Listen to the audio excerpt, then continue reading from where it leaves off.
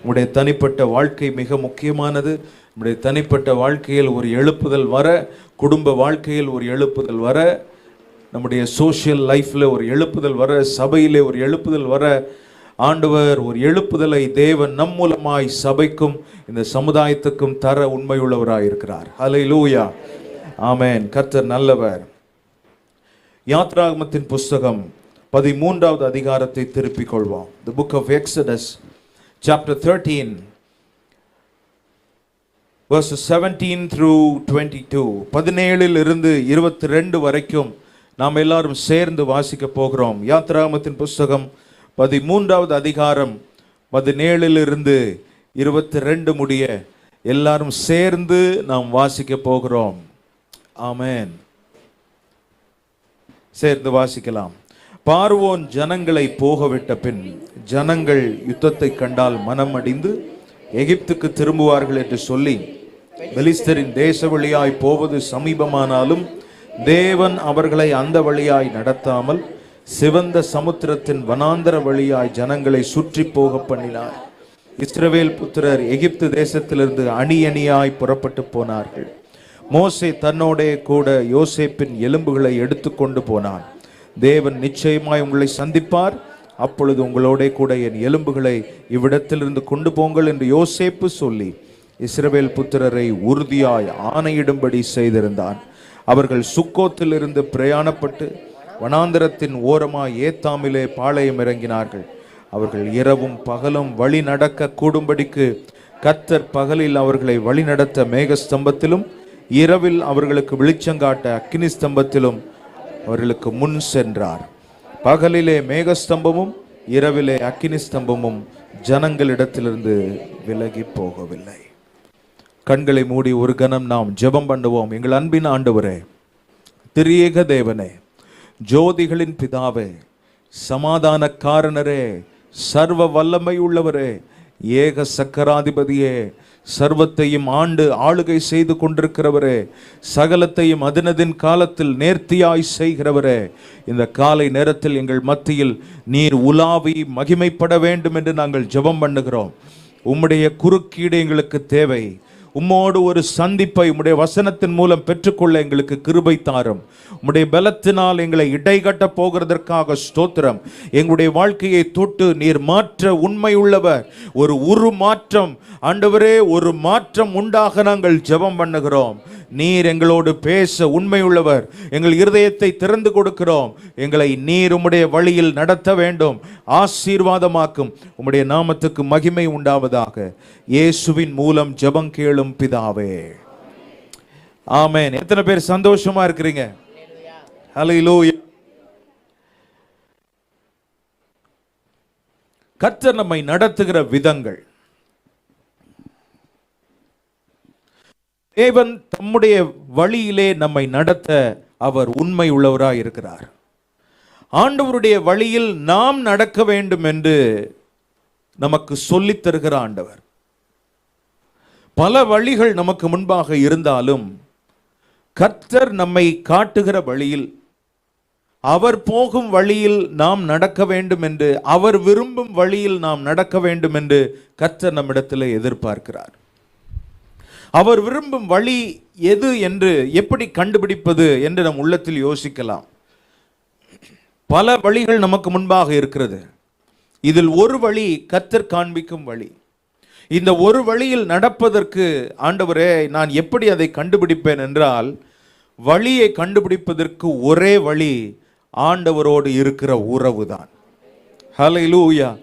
ஆண்டவரோடு உறவு இல்லாமல் கர்த்தர் காண்பிக்கும் வழியை அறிந்து கொள்ள முடியாது. ஆண்டவரோடு ஒரு உறவை பெற்று இவ்வளவு காலம் அடிமைகளாய் வாழ்ந்து கொண்டிருந்த இஸ்ரவேல் ஜனங்கள் 430 வருஷம் இவர்கள் அடிமைகளாய் வாழ்ந்து கொண்டிருக்கிறார்கள். இவர்களை வேறு யாரும் நடத்த முடியவில்லை. பார்வோன் தான் இவர்களை நடத்தவில்லை, அடிமைப்படுத்தி வைத்திருந்தான்.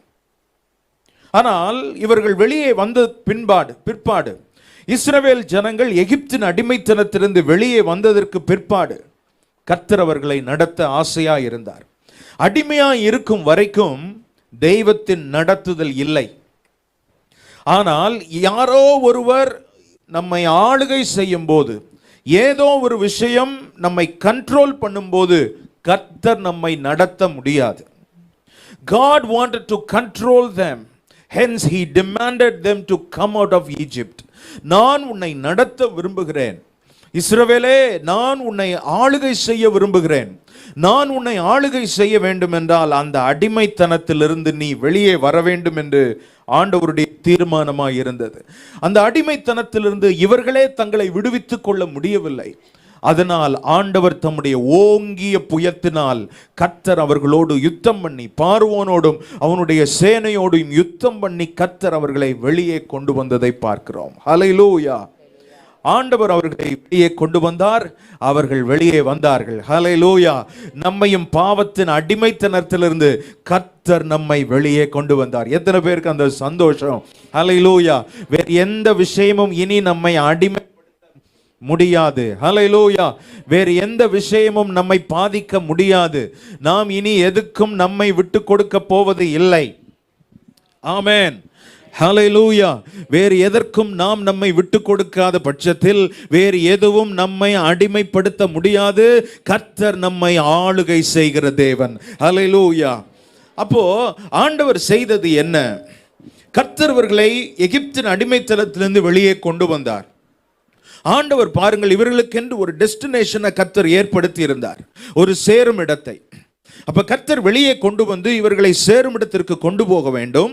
ஆனால் கர்த்தர் ஜனங்களை கொண்டு போய் சேர்ப்பதில் தீவிரம் காட்டாமல் அவர்களை நடத்தும் வழியை குறித்து கர்த்தர் கவனமாய் இருந்தார். ஆமென். நாம் என்றைக்குமே போய் சேரும் இடத்தை குறித்து நாம் கவனமாய் இருப்பதை விட நாம் அந்த சேரும் இடத்திற்கு போகிற வழி நமக்கு முக்கியமானது. அந்த வழியை குறித்த அறிவு நமக்கு வேண்டும், அந்த வழியை குறித்த தெளிவு நமக்கு வேண்டும் என்பதை கர்த்தர் இந்த இடத்தில் நமக்கு புரிய வைக்கிறார். வழி என்று வரும்போது இருதயத்தில் தான் வழி இருக்கிறது. அப்படிதானே? வண்டி எடுத்து ஓட்டிட்டு போறோம், ஓட்டிட்டு போகும்போது அந்த வழி எங்கே இருக்கிறது நாம் சொல்லிக்கொண்டே போவதில்லை. பாலக்கரைக்கு போறேன், பாலக்கரைக்கு போறேன்னு சொல்றது இல்லை. பாலக்கரை என்பது மனதில் இருக்கிறது. நாம் போய் சேரும் இடம் என்பது மனதில் இருக்கிறது. அப்ப அந்த மனதில் வைத்துக்கொண்டு வழியை ஒருவன் அறிந்து கொள்ள வேண்டும் என்றால் ஒருவனுடைய இருதயத்தை அறிந்து கொண்டால் வழியை அறிந்து கொள்ள முடியும்.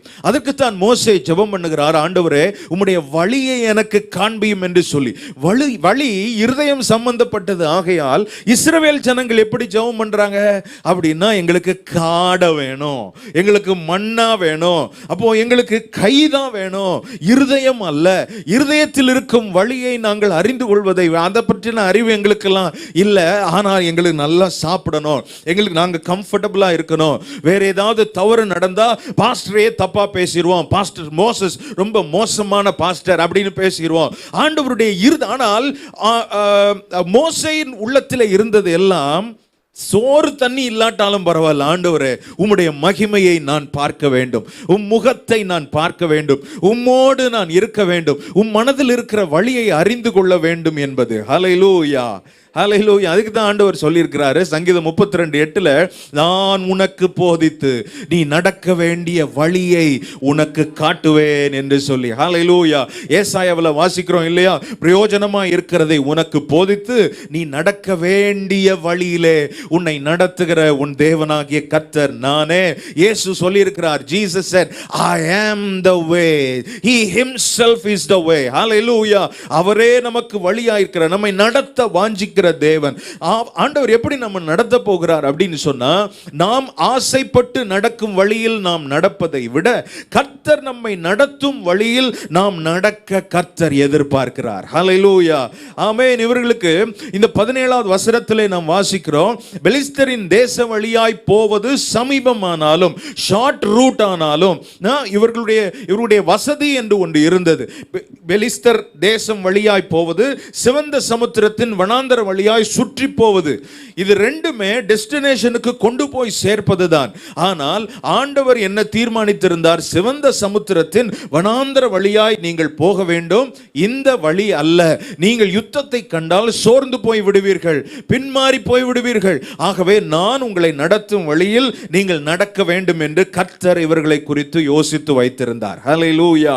நமக்கு முன்பாகவும் பல வழிகள் இருக்கலாம், நாம எந்த வழியில நடக்க போகிறோம்னு இன்றைக்கு இன்றைக்கு ஒரு தீர்மானத்தை நாம் எடுக்க கர்த்தர் எதிர்பார்க்கிறார். நமக்கு வரும் அழுத்தத்தை வைத்து நாம் டிசைட் பண்ணக்கூடாது. அழுத்தங்கள் 1000 இருந்தாலும் கர்த்தருடைய நடத்துதல் என்ன என்பதை கவனிக்க கர்த்தர் இந்த காலை நேரத்தில் நமக்கு ஞாபகப்படுத்துகிறார். ஆண்டவரே, அழுத்தத்திலோ அவசரத்திலோ நான் முடிவு எடுக்காமல் தேவ நடத்துதலை சார்ந்து ஒவ்வொரு முடிவையும் எடுக்க எனக்கு கிருபை தாரும் என்பது நம்முடைய ஜெபமாய் இருப்பதாக. ஹல்லேலூயா, ஹல்லேலூயா. உற்சாகமா சொல்லலாம். ஹல்லேலூயா. ஆமென், ஆமென். கர்த்தர் நமக்கு உதவி. There are two ways before the people. The way of the land of Philistines. பெலிஸ்தரின் தேச வழியாய் போவது. பெலிஸ்தர் இஸ்ரவேல் ஜனங்களுக்கு எதிரிகள். They always wage war against Israel. Israel ஜனங்களுக்கு விரோதமாய் எப்போதுமே யுத்தம் பண்ணுகிறவர்கள். இஸ்ரவேலருக்கோ யுத்தம் பண்ணவே தெரியாது. இவர்கள் செங்கல் அறுத்து பழகினவர்கள். இவர்கள் யுத்தம் பண்ண வேண்டியவர்கள் அல்ல, இவர்கள் சும்மா இருக்க வேண்டியவர்கள். எப்படி பாஸ்டர் சொல்றீங்க அப்படின்னா, யாத்திராகமம் 14:14 வாசிக்கிறோம், கர்த்தர் உங்களுக்காக யுத்தம் பண்ணுவார். முதல் யுத்தம் வருவதற்கு அவர்கள் ஆயத்தமா இருக்கிறார்கள். பார்வோன் பின்பாக இருந்து இவர்களை மொத்தமாய் வாரிக்கொண்டு போகவிருக்கிறான். அப்படி வாரிக்கொண்டு போக இருக்கும்போது the Lord told straightly, ஆண்டவர் ஸ்ட்ரைட்டா அவர்களோடு பேசின ஒன்று, நீங்க யுத்தம் பண்ண வேண்டாம், நான் உங்களுக்காக யுத்தம் பண்ணுவேன். ஹல்லேலூயா. பெலிஸ்தரோடு யுத்தம் என்றால் அதை மக்கள் செய்ய வேண்டும். ஆனால் பார்வோனோடு யுத்தம் என்றால் கர்த்தர் முடிக்க வேண்டிய ஒரு கணக்கு இருந்தது. ஹல்லேலூயா, ஆமென். இஸ்ரவேலர் யுத்தம் செய்வதை விட கர்த்தர் யுத்தம் செய்து பார்வோனை ஒன்றுமில்லாமல் ஆக்க தேவன் ஒரு திட்டம் வைத்திருந்தார். ஹல்லேலூயா. இன்னைக்கு நாம ஒரு தீர்மானம் எடுக்கணும். நான் யுத்தம் பண்ண போறேனா, இல்ல கர்த்தர் யுத்தம் செய்வதற்கு அவரை அனுமதிக்க போகிறேனா? நான் உள்ளே வருவதை நான் தீவிரமாய் எண்ணி அதை யோசித்துக் கொண்டிருக்கிறேனா, இல்ல நான் விலகி கர்த்தரை உள்ளே வர விடுவதற்கு நான் யோசித்துக் கொண்டிருக்கிறேனா என்பதை நாம் இன்றைக்கு யோசித்து பார்க்க கர்த்தர் நமக்கு உதவி செய்வாராக. கர்த்தர் ஒன்றை நமக்கு சொல்லும் போது அதன் முழுமை நமக்கு புரியாமல் இருக்கலாம். ஆனால் சொன்னதை அப்படியே செய்யும் போது அவர் நம்மிடத்தில் சொல்லாததை, வெளிப்படுத்தாததை அவர் செய்து முடிப்பதை பார்க்க முடியும். பார்வோனை காலி செய்வதை ஆண்டவர் இஸ்ரவேல் ஜனத்துக்கு சொல்லவே இல்லை. பார்வோன் எழும்பி வரும்போது, துரத்தி கொண்டு வரும்போது இந்த ஜனத்துக்கு புரியல. ஆனா ஆண்டவர் மனசுல வச்சிருந்தாரு, பார்வோன் நீ வா, உள்ளவா, கடலுக்குள்ளும் வா, நான் உன்னை கடலுக்குள்ளேயே சமாதி கட்டி உன்னை முடித்து வைக்க வேண்டும் என்று. ஹல்லேலூயா, ஆமென். கர்த்தர் நடத்தும் வழி ஒருவேளை புரியவில்லை என்றால் நாம் சோர்ந்து போக வேண்டிய அவசியம் அல்ல. ஆண்டவரே நீர் சொல்லும் ஆண்டவரே, நான் செய்கிறேன் என்கிற எண்ணத்தோடு கர்த்தருக்கு கீழ்ப்படிந்து ஒவ்வொன்றையும் செய்தால் கர்த்தர் நமக்கு சொல்லாததையும் ஆண்டவர் நமக்கு இதுவரைக்கும் வெளிப்படுத்தி இராததையும் கர்த்தர் செய்து முடிப்பதை பார்க்க முடியும். ஹல்லேலூயா. இவர் செய்கிற ஆண்டவர் மாத்திரம் அல்ல, இவர் செய்து முடிக்கிற தெய்வம். ஹல்லேலூயா. இது ஒரு வழி. இது கர்த்தர் அவர்களை கொண்டு போறதுக்கு மாற்றுப்பாதையான இன்னொரு வழி. ஆனால் இன்னொரு வழி இருந்தது. இது என்ன வழி? கர்த்தர் அவர்களை நடத்த வாஞ்சித்த வழி. The way of the wilderness of the Red Sea. இது எப்படின்னா சுற்றி போகும் வழி. இது ஆனால் கர்த்தர் நடத்தும் வழி. இதுல வேஸ்ட் ஆஃப் எனர்ஜி இருக்கிறது. சுத்தி போகணும்னா நிறைய பெட்ரோல் செலவாகும், நிறைய டைம் வேஸ்ட் ஆகும். பெட்ரோல்னு அந்த காலத்தில் எங்க பாஸ்டர் பெட்ரோல் யோசிக்காதீங்க, சொல்றேன். வேஸ்ட் ஆஃப் எனர்ஜி, ரொம்ப தூரம் நடக்கணுமே ஆண்டவரே அப்படின்னு யோசிச்சிருக்கலாம். வழியிலே ஒரு கிளாரிட்டி இல்லையே ஆண்டவரே என்று அவர்கள் யோசித்திருக்கலாம். ஆண்டவர் நடத்தும் இந்த வழியில் நடக்கும் போது கர்த்தரை முழுமையாய் சார்ந்திருந்தால் தான் இந்த வழியில் நடக்க வேண்டும். No clue about the future, no clarity in the way God is leading them. அந்த வழியை குறித்த ஒரு கிளாரிட்டி இல்லை. அவர்கள் முன் எப்போதும் போயிராத ஒரு பாதை. இந்த வனாந்தரத்தின் பாதை வழியாய் கர்த்தர் அவர்களை நடத்த சித்தமாய் இருந்தார். அந்த வனாந்தரம் என்பது மனிதனுக்கு பரிச்சயமில்லாத ஒரு பகுதி. இதுவரைக்கும் ஒருவனும் பாதையாக பயன்படுத்தியிராத ஒரு பகுதி. எந்த பக்கம் பார்த்தாலும் ஒரே மாதிரி இருக்கும் வனாந்தரம். பார்வோனே சொல்லி இருக்கிறார், இந்த வனாந்தரம் எப்படி, இந்த வனாந்தரம் அவர்களை அடைத்து போட்டு விட்டது, வனாந்தரம் அடைத்து போடும் ஒரு வல்லமை படைத்தது, எங்கும் முன்னேற விடாது, குழம்பினால் ஒரு அடி எடுத்து வைத்தாலும் அந்த அடியிலே ஒரு உறுதி இல்லாமல் எந்த பக்கம் போகிறோம், என்ன செய்ய போகிறோம் என்கிற உறுதி இல்லாமல் இருக்கிற நிலைமை. ஆனால் இந்த வனாந்தரத்தை தான் வேதத்தில் பரிசுத்தவான்களுக்கு அதை ஆசீர்வாதமாய் வைத்திருந்த நேரமும் உண்டு. ஜான் த பேப்டிஸ்ட பார்க்கிறோம், அவர் வனாந்தரங்களிலே இருந்தான் என்று லூக்கா 1:80 வாசிக்கிறோம். இவன் வனாந்தரத்திலேயே வளர்ந்தவன். லூக்கா 3:2 வாசிக்கிறோம், வனாந்தரத்திலே யோவானுக்கு தேவனுடைய வார்த்தை உண்டாயிற்று என்று சொல்லி. ஹல்லேலூயா. வனாந்தரம் என்பது குழப்புகிற, ஒரு கிளாரிட்டி இல்லாத, குழப்பி நம்மை எந்த பக்கமும் போக விடாமல் தடுக்கிற ஒரு நிலை வனாந்தரம் என்று இருந்தாலும், இந்த வனாந்தரத்தில் தான் கர்த்தருடைய வார்த்தை யோவானுக்கு கிடைத்தது. ஹல்லேலூயா. வனாந்தரம் என்பது ஒரு தனிமையை குறிக்கிறது. இந்த வனாந்தரத்தை குறித்து தான் யோவானுக்கே பேர் இருந்தது. என்ன, ஜான் த பேப்டிஸ்டுக்கு என்ன பேரு? வனாந்தரத்திலே கூப்பிடுகிறவனுடைய சத்தம். ஹல்லேலூயா. மத்தேயு 3:3 வாசிக்கிறோம், வனாந்தரத்திலே கூப்பிடுகிறவனுடைய சத்தம்.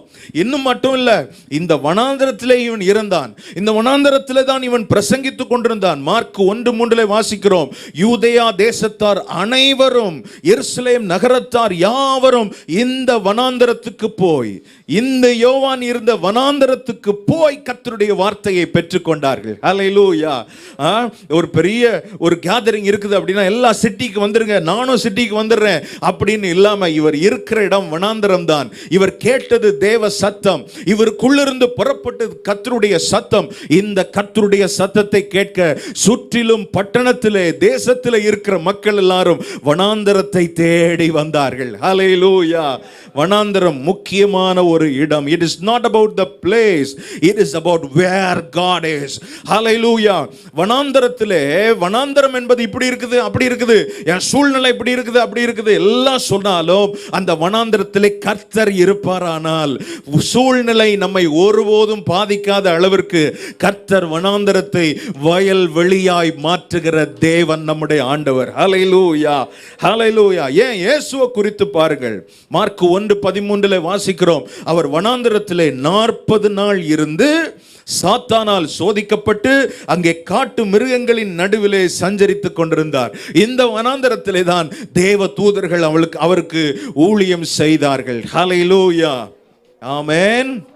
லூக்கா 5 பார்க்கிறோம், 16 வனாந்தரத்திலே தனித்து போய் இயேசு ஜெபம் பண்ணி கொண்டிருந்தார். ஆமென். பாஸ்டர், பேசாம வனாந்தரத்துக்கு போயிடலாம் போல அப்படின்னு தானே நிறைய பேர் யோசிக்கிறோம்.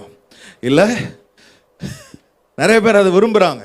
வனாந்தரத்தை நான் தனியாக ஜெபம் பண்ண போகிறேன், நான் தனிமையை விரும்புகிறேன். அப்போ செல்ஃபோன் எடுத்துகிட்டு போகக்கூடாது. ஏன் செல் எடுத்துகிட்டு போகிறீங்க? உள்ளே போய் நான் ஜெபம் பண்ண போகிறேன், எதுக்கு செல்லு? இன்னைக்கு தனிமைனாலே எப்படி ஆகிப்போச்சு, படுத்துக்கிட்டு செல்லை பார்க்கறது தான் தனிமை. தனியாக ஃபாஸ்ட் பண்ணி ஜெபம் பண்ண போகிறேன் அப்படின்னு சொன்னால் தனியாக செல்ஃபோனை எடுத்துட்டு, தப்பு இல்லை, ஒரு பாட்டை கேட்டு கர்த்தரை ஆராதித்து தேவ பிரசன்னத்துக்குள் நாம் போவதற்கு ஒரு 1-2 பாடல்களை கேட்டு ஆராதித்து அப்படி போகலாம். ஆனால் அது ஒரு பக்கம் இருந்து, இல்லை, நம்முடைய நோக்கத்தை மாற்றி விடுகிற ஒன்றாய் மாறிவிடக்கூடாது. தனிமை கோச்சிட்டு போனால் டப்புன்னு ரூமுக்குள்ளே போய் கதவை சாத்திட்டு இல்லை, தனிமையை விரும்புகிறோம். ஆனால் இந்த வனாந்தர அனுபவங்கள் எல்லாமே கர்த்தருடைய பிள்ளைகள் தேடி போகவில்லை, கர்த்தர் அவர்களை வனாந்தர சூழ்நிலையில் நடத்தினார்.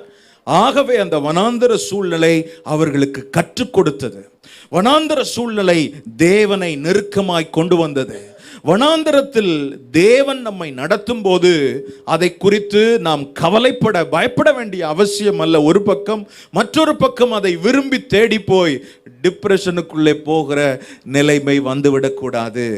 தனியாக ஒரு ஆள் இருக்கணும்னு நினைக்கிறாங்கன்னா ஏதோ ஒரு டிப்ரெஷன் இருக்குன்னு அர்த்தம். Depression is a spiritual weakness, it is a spiritual sickness. ஒரு ஆவிக்குரிய பலவீனம். என்ன மாத்திரை போட்டாலும் நல்லா தூங்கலாம், ஆனா அந்த டிப்ரெஷன் என்கிற இந்த ஆவிக்குரிய பலவீனம் நம்மளை விட்டு போகாது. டிப்ரெஷன் மன அழுத்தம்னு சொல்றாங்களே, மன கவலைன்னு சொல்றாங்களே, இது நம்மளை விட்டு போகணும்னா ஜெபம் பண்ணாதான் இந்த மனக்கவலை போகும். அந்த ஸ்ட்ரெஸ்ன்னு சொல்றாங்களே, இது ஜெபம் பண்ணாதான் நம்மளை விட்டு போகும். ஹல்லேலூயா, ஹல்லேலூயா. வர மாட்டேங்குதே. எங்கேயாவது பார்க்குக்கு போலாமா, எங்கேயாவது ஹில்ஸ்க்கு போலாமா, எங்கேயாவது போய் என்னை தனியா விடுங்களேன். No, if you are alone, be with God. Unless you don't go alone, don't go separately. தனியே போகாதே. ஆண்டவர் இதை யாருக்கோ பேசுகிறார். நீ தனியே போவது என்றால் தேவனை தேடுவதற்கு தனியே போ. மற்றொரு அது இல்லாத பட்சத்தில் தனிமை பிசாசை வரவழைத்து விடும், அழுத்தத்துக்குள் நம்மை கொண்டு போய்விடும். தனித்திருந்தால் தேவனோடு இருக்க அவர் ஜெபம் பண்ணுவதற்காகவே தனித்து போனார். ஹல்லேலூயா, ஆமென், ஆமென். உங்கள் வனாந்தரத்தை கர்த்தர் மாற்ற உண்மை உள்ளவர். வனாந்தரத்திலே ஆண்டவர் இயேசு நம்மோடு சில நேரத்தில் வனாந்தர அனுபவத்தை கர்த்தர் நமக்கு அனுமதிக்கிறார். எதற்காக அனுமதிக்கிறார் அப்படின்னா, where God hides you from public view, பொது சூழ்நிலையிலிருந்து கர்த்தர் நம்மை தனிமைப்படுத்துவதற்கான காரணம், ஆண்டவர் நம்மை மறைத்து வைக்கிறார். ஹல்லேலூயா, கர்த்தர் நம்மை ஒளித்து வைக்கிறார். எதற்காக? எதிரே இருக்கிற ஒரு பெரிய நோக்கத்தை நிறைவேற்றுவதற்காக சிலரை சிங்கிள் அவுட் பண்ணி ஆண்டவர் அவர்களை ப்ரிப்பேர் பண்ணுகிறார். ஹல்லேலூயா. கர்த்தர் பயன்படுத்துகிற எந்த பாத்திரமும் பாருங்களேன், அவர்களை கர்த்தர் தனிமைப்படுத்துவதை பார்க்கிறோம். உதாரணத்துக்கு கிதியோனா இருக்கட்டும், மோசேயா இருக்கட்டும், கர்த்தர் God singled them out. Why? God wanted to have an encounter with him. கர்த்தர் அவர்களோடு நெருங்கி இருக்க விரும்பினார். உலகத்தின் எந்த இன்ஃப்ளூயன்ஸும் அவர்களை தொடாதபடி கர்த்தர் தம்மை வெளிப்படுத்தி அவர்களுக்கு காண்பிக்க விரும்பினார். ஹல்லேலூயா.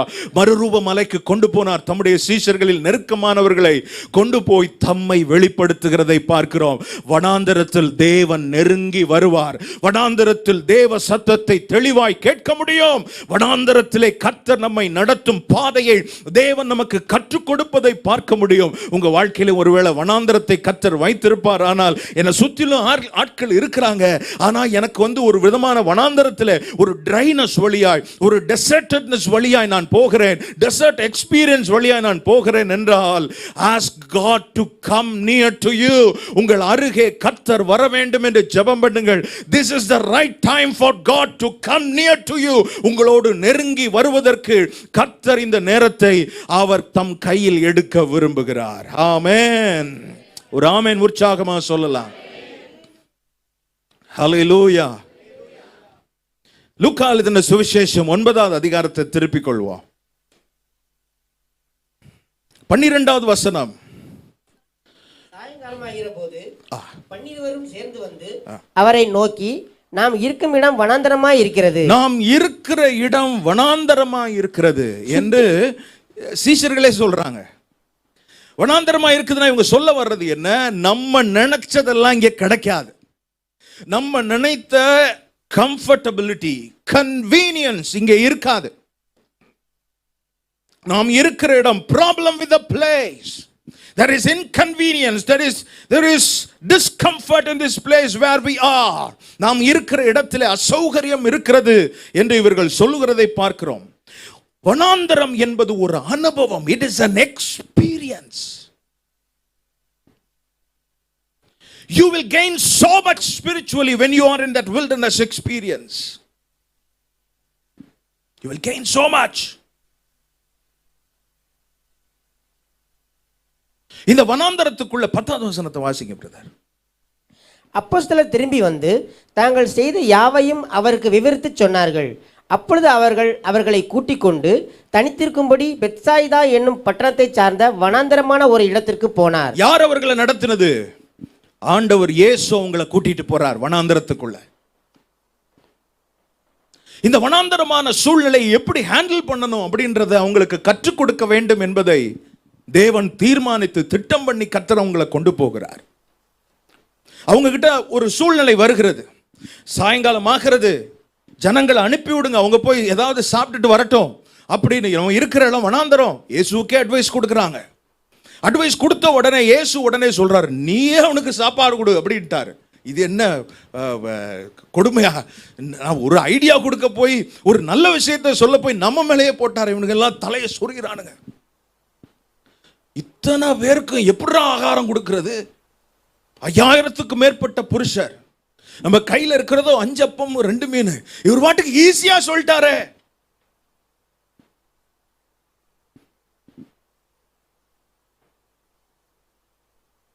போய் வாங்கினாலும் முடியாதே. ஆண்டவர் உடனே சொல்றாரு, you all don't have to go buy bread fish. நீங்க வெளியில போய் வாங்க வேண்டியதில்லை, எல்லாரும் 50 பேரை உட்கார வை அப்படின்றார். இவங்க இருக்கிற நிலைமையை பாருங்க. வெளியே மட்டும் வனாந்தரம் கிடையாது, சூழ்நிலை மட்டும் வனாந்தரம் கிடையாது. இவங்க கையில பார்த்தா சூழ்நிலையும் பார்க்கறாங்க, சுற்றிலும் இருக்கிற மக்களை பார்க்கறாங்க, கையில இருக்கிறத பார்க்கறாங்க. 5 அப்பம் 2 மீன், இது இருந்தும் இல்லாததும் ஒண்ணுதான். இப்ப வெளியே மாத்திரம் வனாந்தரம் கிடையாது, உள்ளேயும் ஒரு விதமான ட்ரைனஸ். ஆனால் ஆண்டவர் இந்த சூழ்நிலையில் ஒரு வனாந்தரமான இடத்தில் சீஷர்கள் மாத்திரம் தனியே இல்லை, அண்ட சராசரங்களையும் படைத்த, வானத்தையும் பூமியையும் தம்முடைய வார்த்தையினால் உண்டாக்கின ஆண்டவர் அந்த இடத்துல இருந்து அந்த கொஞ்சத்தை தம்முடைய கையிலே எடுத்ததை பார்க்கிறோம். ஹல்லேலூயா, ஹல்லேலூயா. ஆண்டவர் இயேசுவை பற்றி என்ன சொல்லியிருக்கிறது? 16வது வசனத்தில் அந்த 5 அப்பத்தையும் 2 மீனையும் வாங்கி கர்த்தர் அதை ஆசீர்வதித்தார், அதை சீஷர்களுக்கு கொடுத்தார். ஏன் கர்த்தர் அதை செய்ய வேண்டும்? In this wilderness, ஆண்டவர் அவங்களுக்கு சொல்லி புரிய வச்ச ஒரு விஷயம் என்ன அப்படின்னா, இந்த வனாந்தரத்தில் நான் இருக்கிறேன், நீங்களும் இருக்கிறீர்கள். இன்னைக்கு ஆண்டவர் நம்மை பார்த்து சொல்லுகிறவன், இந்த வனாந்தரமான சூழ்நிலையில் நீ என்னை நம்பிக்கொண்டிருக்கிறாய், நான் உன்னோடு இருக்கிறேன் என்றால், நான் உன்னோடு இந்த வனாந்தரத்தில் இருக்கிற விசேஷத்தை இந்த வனாந்தரத்திலேயே நான் நிரூபிக்கிற கர்த்தர். ஹல்லேலூயா. நம்முடைய சூழ்நிலையில் ஒருவேளை பயங்கரமான ஒரு போராட்டத்தின் நடுவில், ஒரு கஷ்டம், ஒரு வறட்சியின் நடுவில் நாம் போய் கொண்டிருக்கலாம். அந்த வறட்சியின் மத்தியில் கர்த்தர் நம்மோடு இருக்கிறார் என்றால், கர்த்தர் அந்த வனாந்தரமான சூழ்நிலையில் நம்மோடு இருப்பதின் விசேஷத்தை தேவன் நம்முடைய சூழ்நிலையில் நமக்கு புரிய வைக்கிற, ப்ரூவ் பண்ணுகிற ஒரு தேவன் நம்முடைய ஆண்டவர். ஹல்லேலூயா. கடினமான, நமக்கு ஒத்து வராத, நம்மை குழப்புகிற வனாந்தரம் இப்போது எல்லாரும் சாப்பிட்டு திருப்தி அடைந்து மீதியான 12 கூட எடுக்கத்தக்க இடமாக மாறி போனது. ஹல்லேலூயா. Place of wilderness has become a place of wonder. ஹல்லேலூயா. வனாந்தரத்தை கர்த்தர் ஆச்சரியமான, அற்புதம் நடக்கும் ஒரு வனாந்தரனாலே, ஓ இந்த வனாந்தரம் தானே 5 அப்பமும் 2 மீனையும் அநேகருக்கு போஷித்த இடம் என்று சொல்லி ஆண்டவர் அதை ஒரு ரிமார்க்கபிள் பிளேஸாய் கர்த்தர் மாற்றி காண்பித்தார். ஹல்லேலூயா. ஏன் இந்த வனாந்தரத்தில் நான் இருக்கிறேன், ஏன் இந்த சூழ்நிலையில் கர்த்தர் என்னை கொண்டு வந்தார் என்பது உங்களுக்கு புரியாமல் இருக்கலாம். நீங்கள் இருக்கிற இடத்திலேயே கர்த்தர் உங்களை வைத்த நோக்கத்தை நிறைவேற்ற ஆண்டவர் அந்த குறிப்பிட்ட விஷயத்திலே தேவன் குறுக்கிட்டு ஆண்டவர் ஒரு ஆச்சரியமான, ஒரு அற்புதமான ஒரு சாட்சியை தேவன் உங்கள் வாயிலிருந்து சொல்ல வைக்க அவர் உண்மை உள்ளவராய் இருக்கிறார். ஹல்லேலூயா, ஹல்லேலூயா, ஹல்லேலூயா, ஆமென். வனாந்தர அனுபவத்தின் வழியாய் போனாலும் நம்மை ஒரு அற்புத சாட்சியாய் மாற்றும் கர்த்தர் நம்மோடு இருக்கிற தேவன். ஹல்லேலூயா.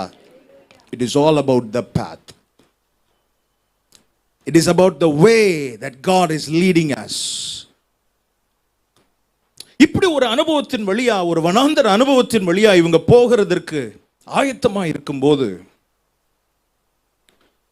இந்த பிரயாணத்தில் யோசேப்பும் தன்னை இணைத்துக் கொள்ள வாஞ்சித்தார். யோசேப்பு இந்த காலத்தில் வாழாத ஒரு மனுஷன்.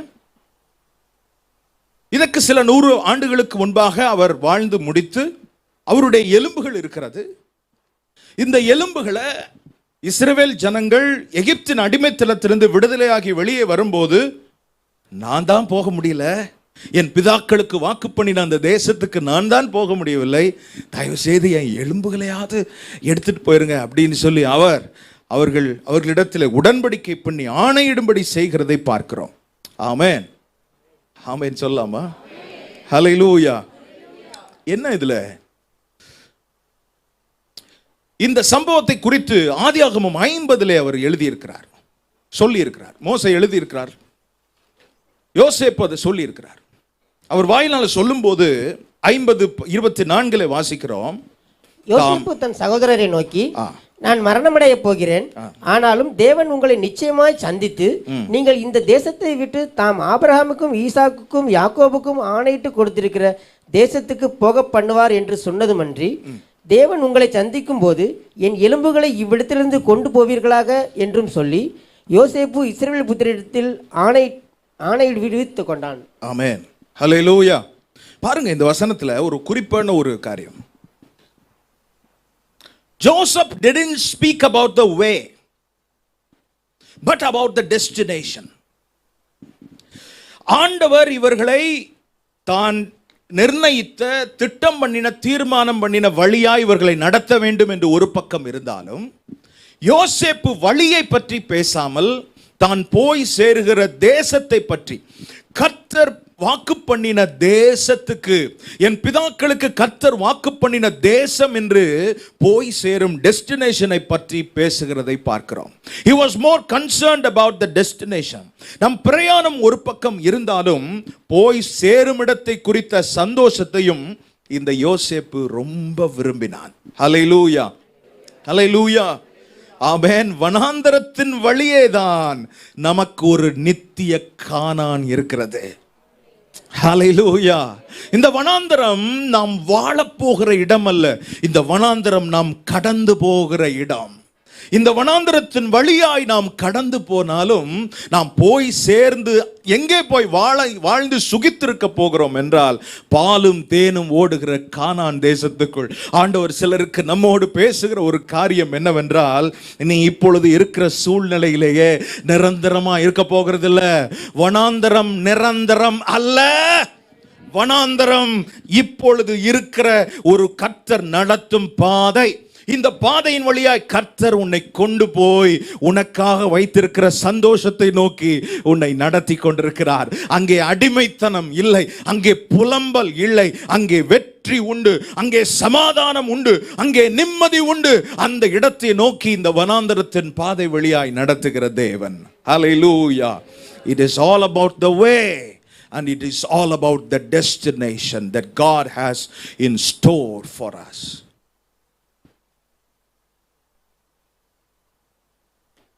கர்த்தர் நம்மை நடத்தும் வழி, கர்த்தர் நம்மை கொண்டு போய் சேர்க்கும் இடம். நான் பரலோகம் போயிடுவோம்ப்பா, நான் சீக்கிரம் ஆண்டவர்கிட்ட போயிடுவேன். இதெல்லாம் ஆண்டவர் பிள்ளைங்க பேசுகிற பாஷை, ஆண்டவர் பிள்ளைங்க பேசுகிற போய் சேர்ந்துருவோம். எல்லாரும் போய் சேர்த்தான் போகிறோம். ஆனால் போகிற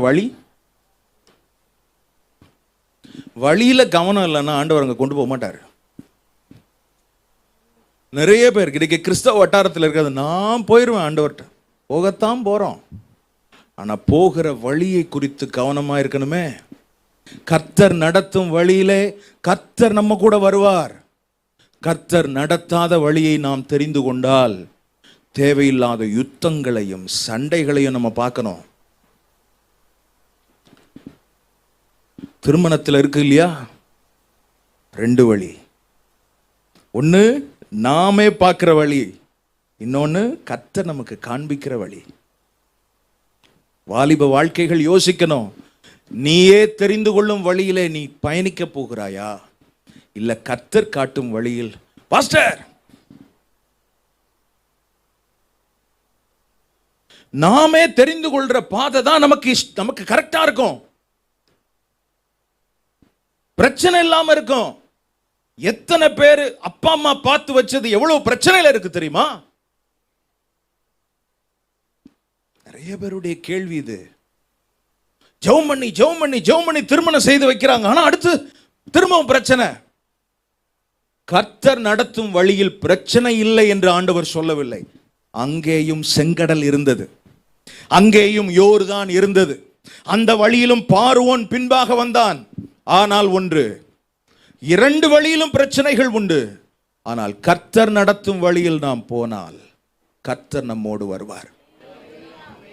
ஹல்லேலூயா. நீயே ஒரு பாதையை தெரிஞ்சுக்கிட்டு போனா, இன்னும் சில பேருக்கு கிளியரா சொல்ல வேண்டியதா இருக்கு. காதல்னு இறங்குனா மோதல்ல முடிஞ்சு சாதல்ல முடிஞ்சிடும். நல்லா இருக்கா?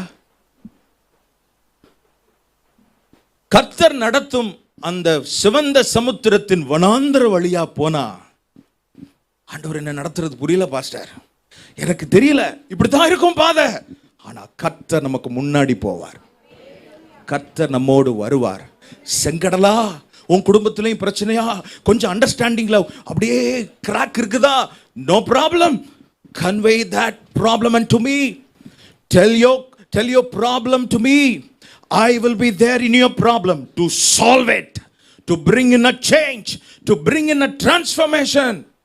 ஆண்டவர் பிரச்சனை இருக்காது என்று சொல்லவில்லை, ஆண்டவர் தாம் இருப்பேன் என்று சொல்லி இருக்கிறார். பிரச்சனை இல்லை என்று சொன்னால் அவர் இருக்க வேண்டிய அவசியம் அல்ல, ஆனால் அவர் இருப்பேன் என்று சொன்னால் பிரச்சனைக்கு தீர்வு அவர்தான். He is the God who gives us the answer and also he is the answerer God. இவர் பதிலை தருகிறவர் மாத்திரமல்ல, இவரே பதிலாயிருக்கிறார். பதில நம்ம கூட வச்சுக்கிறதா, இல்ல பிரச்சனை வந்தவொடனே ஆண்டவரே பதில் வேணும்ன்றதுக்காக ஆண்டவரை உள்ள கொண்டு வரணும்னு நினைக்க கூடாது, ஆண்டவரோடு சேர்ந்து பயணிக்க நினைக்கணும். எத்தனை பேர் ஆமென் சொல்வீங்க? ஹல்லேலூயா. கர்த்தர் நடத்துற வழி, கர்த்தர் கொண்டு போய் சேர்க்கிற பாதை, கர்த்தர் கொண்டு போய் சேர்க்கிற சேருமிடம், இதெல்லாம் ஒரு பக்கம் இருந்தாலும் a very important aspect here is, இந்த பேசேஜ்ல கர்த்தர் முக்கியமா சொன்ன ஒரு சத்தியம் என்னன்னா, they are fickle minded. இஸ்ரவேல் ஜனங்களை குறித்து சொல்றார், மைண்ட்ல ஒரு ஸ்டெபிலிட்டியே இல்லாத ஆட்கள். அப்படின்னா பயந்து பின்னாடி ஓடி போயிடுவான். இவன் சோத்திரம் போடுறது ஒண்ணு, ஆனா உள்ளுக்குள்ள இருக்கிறது பயம். ரொம்ப ஆவில நிரம்புற மாதிரி துள்ளுவான், ஆனா ஒரு பிரச்சனைன்னு வந்தா ஓடி போய் ஒளிஞ்சுக்கிடுவான். என்ன பாஸ் சொல்றீங்க? 17வது வசனத்தை வாசிங்க பிரதர். பார்வோன் ஜனங்களை போகவிட்ட பின் ஜனங்கள் யுத்தத்தை கண்டால் மனமடிந்து எகிப்துக்கு திரும்புவார்கள் என்று சொல்லி. போதும் பிரதர், தேங்க்யூ. இந்த ரெண்டு விஷயத்தை இங்க சொல்றத பார்க்கிறோம். ஒன்னு மனமடிவு, இன்னொன்று இவங்க திரும்ப கூடாது என்பது கர்த்தருடைய யோசனை, கர்த்தருடைய ஆசை, வாஞ்சை. நீ ஒரு காரியத்தில் முன்ன எடுத்து வச்சுட்ட, ஆண்டவரை நம்பி விசுவாசத்துல கர்த்தருடைய நடத்துதலின்படி நீ இறங்கி விட்டால் பின்ன திரும்பவே கூடாது. இது ஆண்டவருடைய விருப்பம். God expected them not to return. As you turn your focus to Canaan, நீ ஃபோக்கஸை ஃபிக்ஸ் பண்ணிட்டா, there should be no return.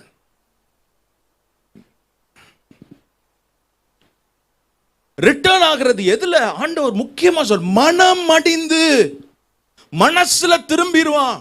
இவன் நடக்கிறது தான் கானானை நோக்கி, ஆனா இவன் மனசுல எங்க இருக்கும்? அதுக்கு தான் பைபிள்ல மனம் திரும்புதல் என்று, நம்ம மனசு திரும்புறது. அப்போ கர்த்தரை நோக்கி பாவத்தில் இருக்கிற ஒருவன் மனம் திரும்ப வேண்டும் என்றால் அவன் மனம் 90 டிகிரி அப்படியே திரும்புது. 90 தானே? 180 டிகிரி. am I right? தெரியல, யாராவது சொல்லுங்களேன். சரி, 360 ரவுண்டு, 180 கரெக்ட். அப்படியே திரும்புது, மனசு திரும்பிடுது. ஆனா நம்ம ஆளுங்க எப்படி தெரியுமா? கானானை நோக்கி போயிட்டு தான் இருக்கிறான், ஆனா அப்பப்போ அங்க இருக்கிற வெங்காயம் பூண்டு எல்லாம் மைண்ட், கீரை வந்துருது, எல்லாம் வந்துருது மைண்ட்ல. நான்லாம் ரட்சிக்கப்படாம இருந்திருந்தா எப்படி இருந்திருப்பேன் தெரியுமா? யோ, ரட்சிக்கப்பட்டதுக்கு அப்புறம் பேசாதையா, அது ஒரு அவலட்சணமான அசிங்கமான வாழ்க்கை. ரட்சிக்கப்படுறதுக்கு முன்னாடி என்ன சுத்திலும் வேண்டாம், அந்த வாழ்க்கையை விட்டுதான். ஏன்னா மைண்ட் அங்கதான் இருக்குது. ஆள் என்னவோ புக்கு பைபிளை தூக்கிட்டு என்ன செஞ்சிருக்கு, உங்களை சொல்லல. ஆமேன். என்ன ஒரு மாதிரி பாக்குறீங்க? சரி. God hated the Egyptian mindset. God bringing them out means God brought them out from their Egyptian mindset. எகிப்தின் மனநிலையிலிருந்து கர்த்தர் சும்மா வாப்பா வெளியில வா, நம்ம அப்படியே போலாம் சரியா அப்படின்னு கூட்டிட்டு போகல. ஆண்டவர் அவங்க அந்த மைண்ட் செட்டை பாருங்க. பைபிள்ல இருக்கிற ஒரு குறிப்பான விஷயம், முதல்ல எதுக்கு அந்த மாறான்ற இடத்துக்கு கர்த்தர் நடத்தினார்னா, அதனுடைய ஹிஸ்டாரிக்கல் பேக்ரவுண்டை பார்க்கும்போது, ஏன் அந்த தண்ணி கசப்பா இருந்தது? ஒரு 3 நாள் அவங்களுக்கு தண்ணியே கொடுக்கல. அதுக்கப்புறம் கர்த்தர் அந்த கசப்பான தண்ணீரை கொடுத்ததற்கான ஒரு ஹிஸ்டாரிக்கல் பேக்ரவுண்ட் என்ன அப்படின்னு சொன்னா, இவங்க உள்ளத்துல இருக்கிற அந்த எகிப்துல இருந்த வேர்ம்ஸ், புழுக்கள் பூச்சி எல்லாத்தையும் கொல்றதுக்கு உண்டான மெக்னீசியம் என்கிற ஒரு பொருளை இந்த மாறாவின் தண்ணீரிலே கர்த்தர் வைத்திருந்தாராம். அப்போ இந்த தண்ணி அவங்க சந்தோஷமா குடிச்சிருந்தா என்ன இருக்கும், அந்த எகிப்தில இருந்து வரும்போது வந்த அந்த வயிற்றில் இருக்கிற புழுக்கள் எல்லாம் செத்து இவர்கள் புது மனநிலையோடு நல்ல ஆரோக்கியமான திடகாத்திரமான ஒரு ஜீவராசிகளை அவங்க என்ன செய்திருக்கணும், போயிருக்கணும். ஆனால் அவர்கள் முறுமுறுத்தபடியினால் கர்த்தர் மறைத்து வைத்திருந்த அந்த நன்மையை இவர்கள் சுதந்திரிக்க முடியாமல் போனது. Egyptian mindset. ஆண்டவர் இன்னைக்கு நம்மகிட்ட சொல்றது, ஒரு பாதையை கர்த்தர் உனக்கு முன்பாக வைத்திருக்கும் பட்சத்தில், அந்த பாதையில் நீ நடக்க ஆயத்தமாகி ப்ரொசீட் பண்ண ஆரம்பிக்கும் பட்சத்தில் உன் மைண்ட் செட்டை குறித்து கவனமாயிரு. உன் மைண்ட் செட்டில் இருந்து நீ வேற மைண்ட் செட்டுக்கு போயிடாத. மைண்டை செட் பண்ணுறதுன்னா என்ன? Mind set is a set mind. நம்ம எதை நோக்கி நம்ம மைண்டை செட் பண்ணுறோமோ அதுதான். நம்ம ஆண்டவர் நமக்கு முன்பாக ஒரு பாத்தை செட் பண்ணி இருக்கிறார்னா அந்த வழியில் நம்ம மைண்டை செட் பண்ண கர்த்தர் இன்றைக்கு நம்மிடத்தில் கேட்கிறார். ஹல்லேலூயா. அந்த பாதையில் நடக்கும்போது கிடைக்கிற ஆசீர்வாதம் என்ன தெரியுமா? இதை சொல்லி நான் முடிக்கிறேன். 21வது வசனத்தின் கடைசியிலே பார்க்கிறோம், பகலிலே அவர்களை வழி நடத்த மேகஸ்தம்பத்திலும் இரவில் அவர்களுக்கு வெளிச்சங்காட்ட அக்கினி ஸ்தம்பத்திலும் அவர்களுக்கு. If you have that mindset, if you have that decision in you, நமக்குள்ள இனி நான் பின்னாடி போறது இல்லை, இனி எகிப்து வேண்டாம் அப்படின்ற ஒரு மனநிலை நமக்கு வரும் பட்சத்தில், நம்ம மைண்டை செட் பண்ணும் பட்சத்தில் ஆண்டவர் சொல்லி இருக்கிறது, நான் உனக்கு முன்னாடி போவேன் அப்படின்னு சொல்லி. Hallelujah. It is all about our mind. நம்ம மைண்ட் என்னங்க சொல்லுது? இப்படியும் அப்படியும் இருக்குல்ல. ஆண்டவர் இன்னைக்கு ஒரு மைண்டுக்குள்ள நீ வா அப்படின்னு கர்த்தர் சொல்றார். ஒன் மைண்டுக்குள்ள நீ உன்னை செட் பண்ண, முதல்ல வேதத்தை நோக்கி உன் மைண்டை செட் பண்ணு அப்படின்னு ஆண்டவர் நமக்கு சொல்லி கொடுக்கிறார். ஹல்லேலூயா. கர்த்தர் நடத்தும் பாதையில் ஒருவன் போவதற்கு தன் உள்ளத்திலும் தன் சரீரத்திலும் முயற்சி எடுப்பானால் கர்த்தர் அவனுக்கு முன்னாடி போவார். ஏன்னா என் பிள்ளை, நான் காண்பித்த வழியில் நீ நடக்க உன்னை ஒப்பு கொடுத்தாய், ஆனால் நான் உன்னோடு நடக்கிறவர் என்பதை விட நான் உனக்கு முன்பாக போய் உனக்கு வழி காண்பிக்கிற தேவன், உன் இருளிலே வெளிச்சம் காண்பிக்கிற தேவன். ஹல்லேலூயா. முன் சென்றார் மாத்திரம் இல்லை, அதுக்கு அடுத்த வசனத்திலே பார்க்கிறோம், பகலிலே மேகஸ்தம்பமும் இரவிலே அக்கினி ஸ்தம்பமும் ஜனங்களிடத்திலிருந்து விலகி போகவில்லை. ஆண்டவர் சொல்றது என்ன? If you have such mindset, இவ்விதமான மனநிலை உனக்கு இருக்குமானால் நான் உன்னை விட்டு விலகவே மாட்டேன். நான் உன்னை விட்டு விலகவே மாட்டேன். ஹல்லேலூயா. கல்யாணம் கட்டிட்டு தான் டிவோர்ஸ் பண்ணிடலாமா அப்படின்னு யோசிக்கிறது, நோ.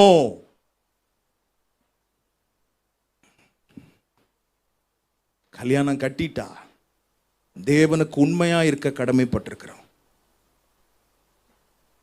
கர்த்தர் உங்களுக்கு தந்தது, அதற்காக கர்த்தருக்கு நன்றி செலுத்தி, சில நேரத்தில் வனாந்தரம் இருக்கலாம், திருமணம் ஆனதுக்கப்புறம் பிரச்சனைகள் வரலாம், கர்த்தரை சார்ந்து கொள். அந்த வனாந்தரத்தின் நடுவிலும் ஒரு வழியை தேவன் உண்டாக்கி கர்த்தர் அக்கறைப்படுத்த ஒரு திட்டம் வைத்திருக்கிறார். ஹல்லேலூயா. நான் ஷார்ட்கட்டில் போகிறது இல்லை ஆண்டவரே, நான் சீக்கிரமாக போகணும்னு இல்லை ஆண்டவரே, நீங்கள் நடத்துகிற பாதையில் நான் நடக்கணுன்றது தான் என்னுடைய ஆசை. எத்தனை பேர் அதை சொல்வீங்க ஆண்டவர் பாதத்தில்? என் மைண்ட், என் உள்ளத்திலிருந்து அதுதான் ஆண்டவர் எழுதியிருக்கிறார். மனதிலேயும் என் பேச்சிலேயும் என்னுடைய செயலிலேயும் முழு உள்ளத்தோடு முழு ஆத்துமாவோடு முழு மனதோடு, கையை தூக்கலாம், கால் நடக்கலாம், எல்லாம் இருக்கு, பட் உள்ளம் எப்படி இருக்குது? ஆண்டவர் இன்னைக்கு நம்மகிட்ட அதை கேட்டு, உன் உள்ளத்தை முதல்ல சீர்படுத்து. நான் உன்னை நடத்தும் பாதையில் நீ நடப்பதற்கு பிரயாசப்படு.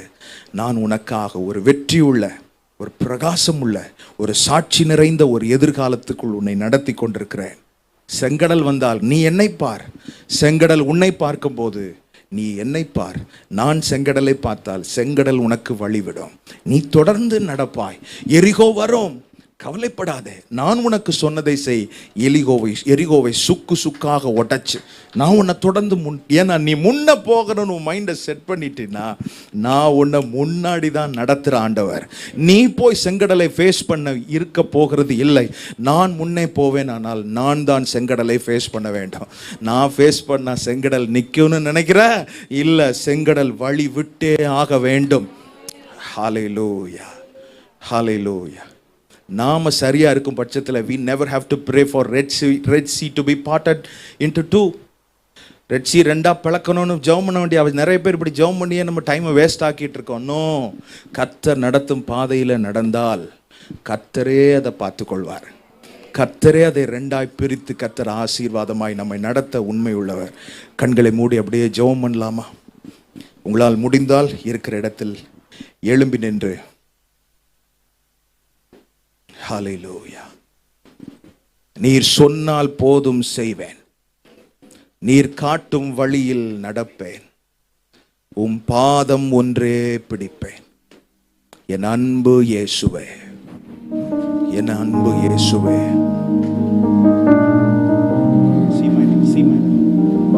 Glory, glory, glory. ஆண்டவர்ட்ட அப்படியே அர்ப்பணிச்சு ஜெபம் பண்ணுவோம். ஹல்லேலூயா. நிக்கபராத ஹசந்தனரிலந்தனஹ நிபகபுதுருயா ஷைடதஹாந்தல ஹராமனஹதரலோ.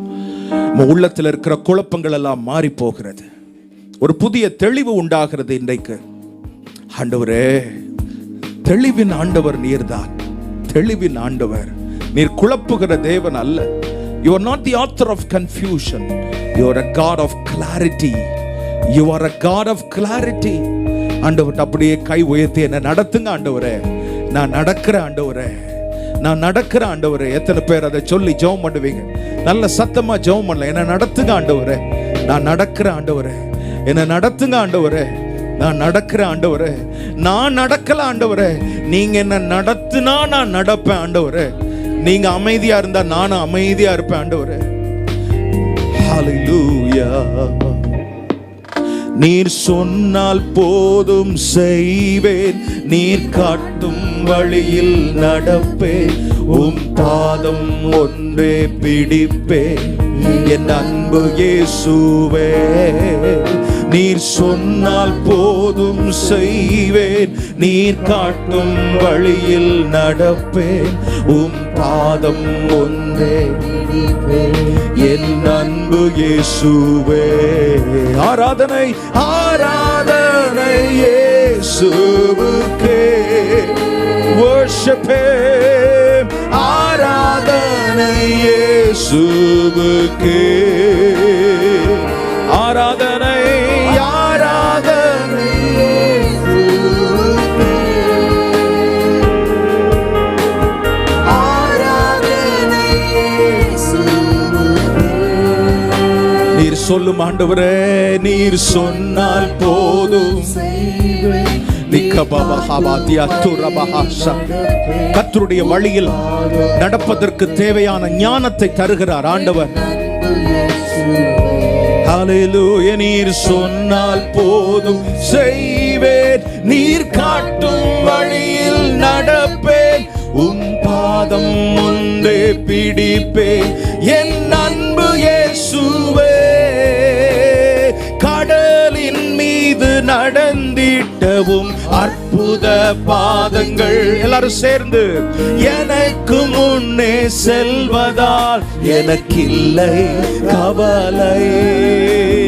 காற்றையும் கடலையும் அதட்டிய உம் அற்புத வார்த்தைகள் எந்தன் துணையாய் நிற்பதால் கவலை வேண்டாம்.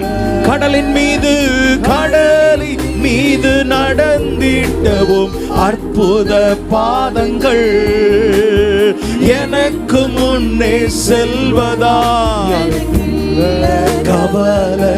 ஓ, காற்றையும் கடலையும் அதட்டிய உம் அற்புத உம்முடைய வார்த்தை தான் எனக்கு பலன் ஆண்டவரே. எனக்கேது கவலை. ஆராதனை இயேசுவுக்கே. Lift up those hands and worship him. ஆராதனை ஆராதனை இயேசுவுக்கே. ஓ இயேசுவே, ஆராதனை இயேசுவுக்கே. ஆராதனை இயேசுவுக்கே. நீர் சொன்னால் போதுமையா, நீர் சொன்னால் போதும் செய்வேன். நீர் காட்டும் வழியில் நடப்பேன். உம் பாதம் ஒன்றை பிடிப்பேன். என் அன்பு இயேசுவே, நீர் சொன்னால் நடப்பேன். உம் பாதம் ஒன்றை பிடிப்பேன். என் அன்பு இயேசுவே. கர்த்தர் முதல்ல நம்மகிட்ட சொல்றது, உன் மைண்ட முதல்ல ப்ரிப்பேர் பண்ணு.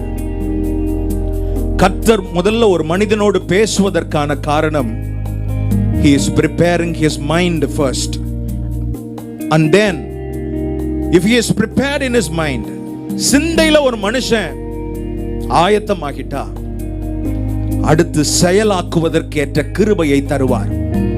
எடுத்த உடனே செயல்ல இறங்கணும்னு நினைக்க கூடாது. ஆண்டவர் பேசுறதற்கு காரணமே, God is preparing your mind. நம்ம மைண்ட முதல்ல ப்ரிப்பேர் பண்றார். எப்படி தெரியுமா? உன் ஃபோக்கஸை காணான நோக்கி நீ பின்ன திரும்ப கூடாது. நீ தொடர்ந்து நடக்க ஆயத்தமாயிரு. நீ நடக்க ஆரம்பித்தால், உன் சிந்தையிலே நீ நடக்க ஆரம்பித்தால், நீ செயல்படுத்துவதற்கு, அது மெட்டீரியலைஸ் ஆவதற்கு ஏற்ற எல்லா சகாயத்தையும் கர்த்தர் உங்களுக்கு தருவார். இந்த காலை நேரத்தில் கர்த்தர் உங்களை கொண்டு வந்திருக்கிறதுக்கான காரணம் என்ன தெரியுமா? To set your mind towards that goal, the goal of Canaan.